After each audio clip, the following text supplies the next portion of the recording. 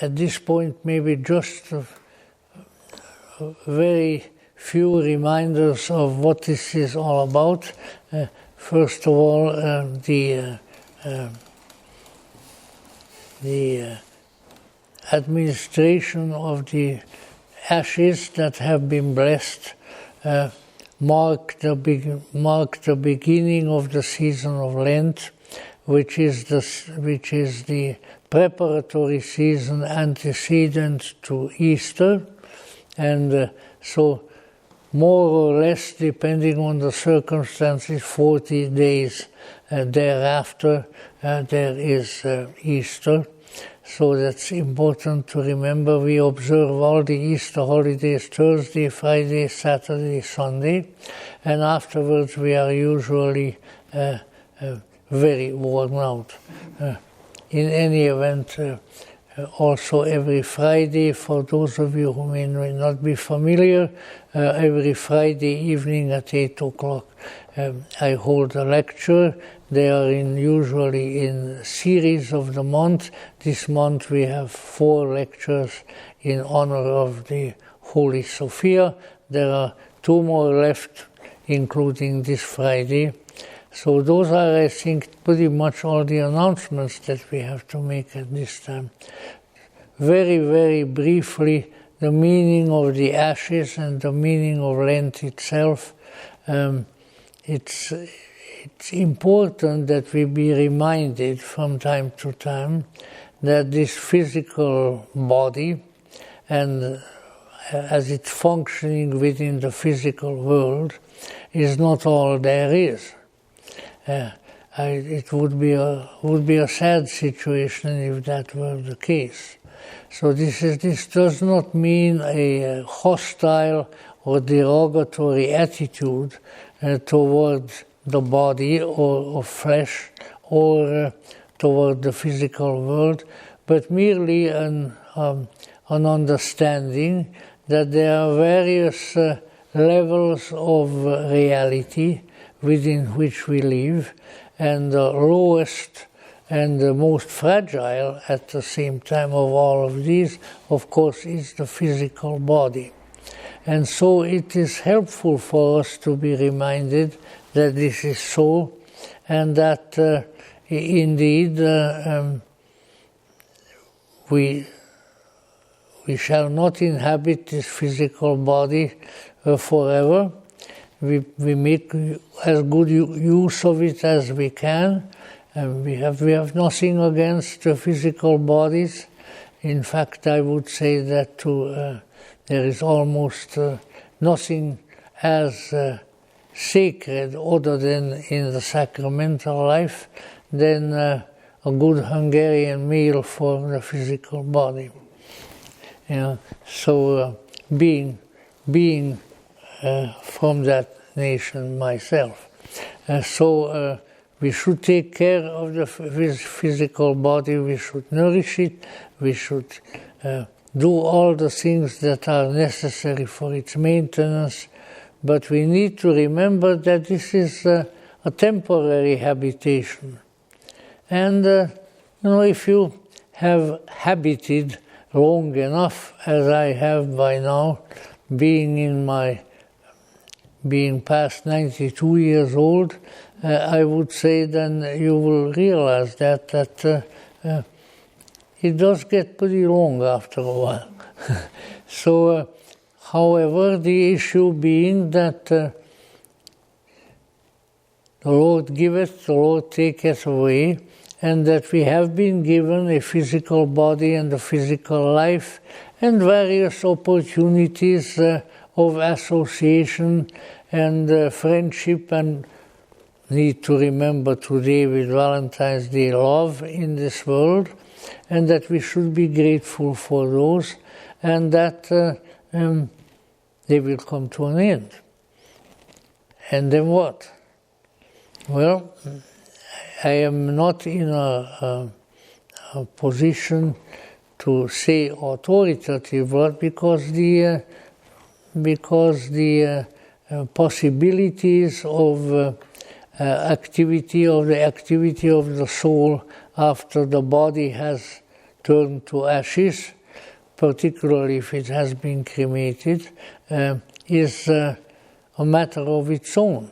But let us say we are convinced, our tradition declares, and many of our experiences, some of yours, some of mine, or others tell that indeed that essence which dwells within us goes on, and it has a future, even as it has had a past, and that we should prepare ourselves for that, and that indeed that is part of the happiness and the glory that the divine providence showers upon us.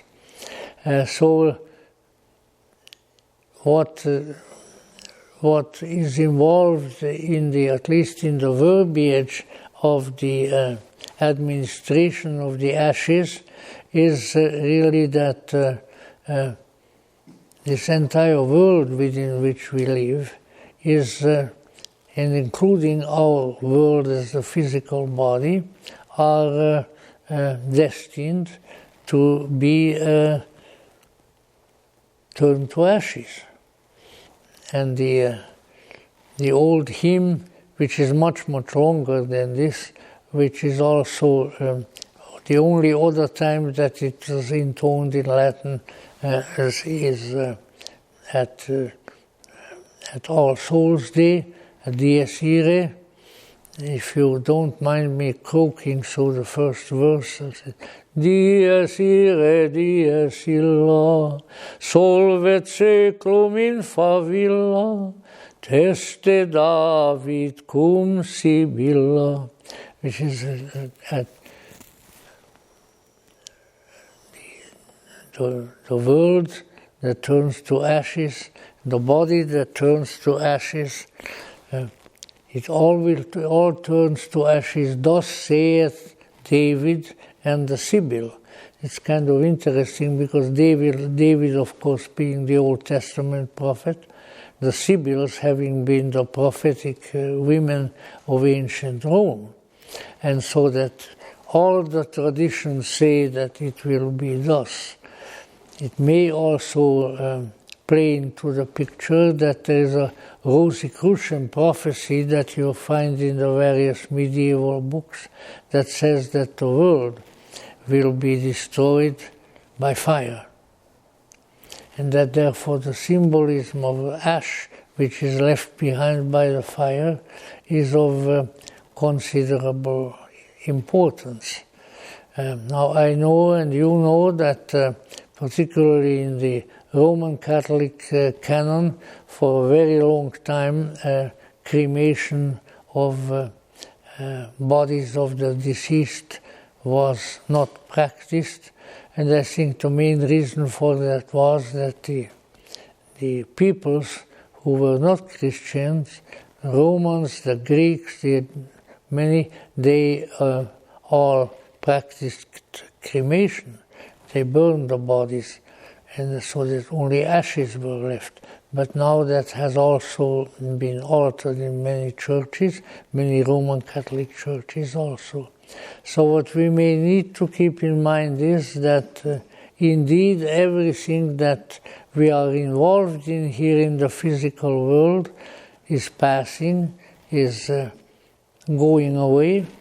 But while it is here and while we are here in it, let us use it to the best advantage, to the greater glory of God, and to the helping and sanctification of the life of human beings.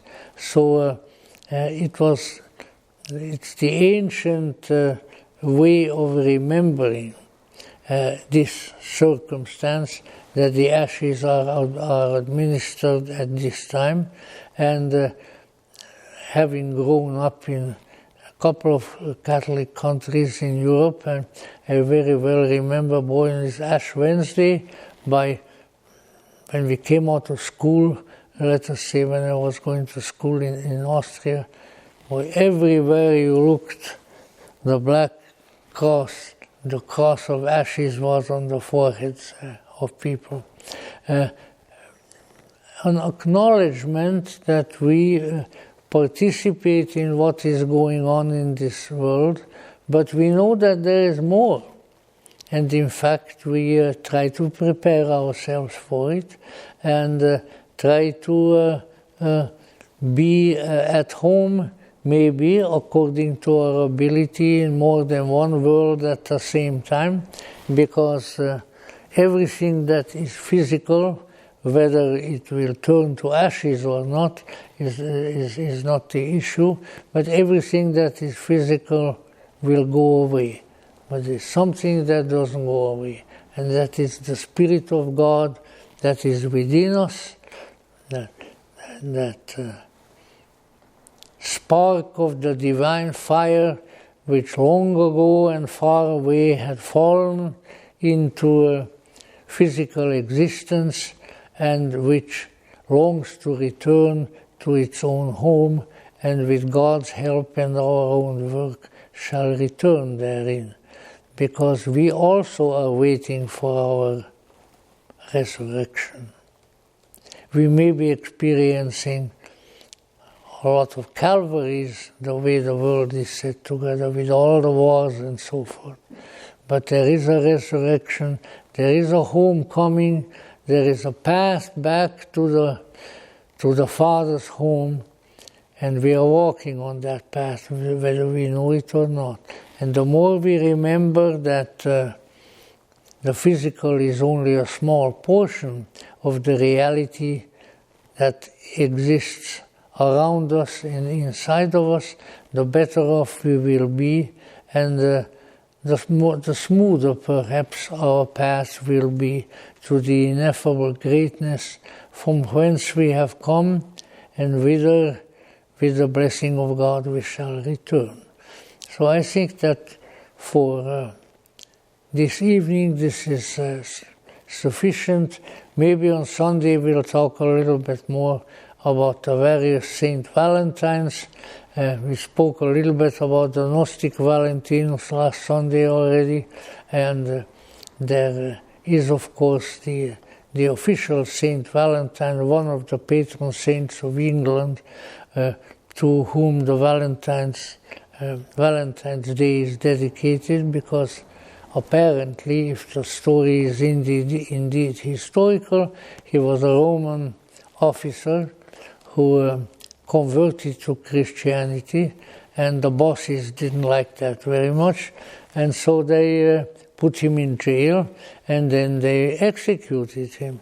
While he was in jail, he wrote apparently a very beautiful, a very poetic letter to his girlfriend, who referred to him, when she wrote to him, as my Valentine. And that's where the my Valentine phrase comes forth. So let us say there are various personages of the past who are connected with this day, and it's good to remember that, because we are a part of a company of the followers of Jesus Christ, a company of those who worship the deity, and that being the case, it is helpful to us to be aware of some of these events of the past and how people treated them. So we are very happy that you are here tonight. If you are not in a great hurry, we'll be happy to interact with you a little bit. And sometimes we are able to bring sort of mysterious fluids out of the kitchen that we can offer you of various kinds. In any event, this is the day of Valentine's Day, and it is certainly it never hurts to be reminded of the reality and the importance and the salvific qualities of love, because we can see it in the New Testament, especially in the message of Jesus Christ, that it is end of the Holy Apostles, that it is extolled as the most important and the most salvific of all virtues. And so we hope that our little getting together here under the sign of the Ashen Cross has to our spiritual benefit. We are happy that you could come, and if you are still here, I'll be very happy to meet you in a few minutes' time. And so may the mystery of that which hangs twixt heaven and earth descend upon us and remain with us always. Amen.